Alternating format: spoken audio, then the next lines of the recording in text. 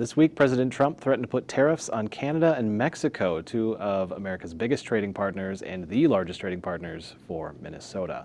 Those tariffs have been postponed, however, until March, so they still could happen, and here's what would happen in Minnesota if they do.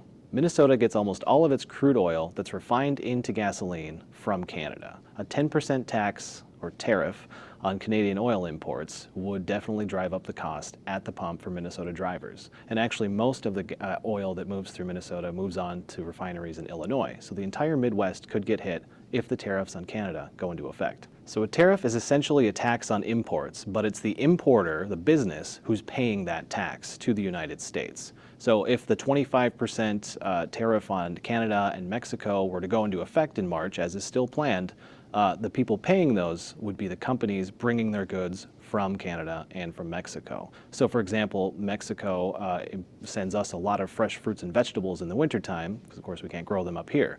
So either those companies take a hit to their profit margin and absorb the cost of those tariffs, or more likely, they pass on the cost to their customers. Now, retailers can also take a hit to their margin and say, okay, we're not going to increase prices too much, and on down the supply chain.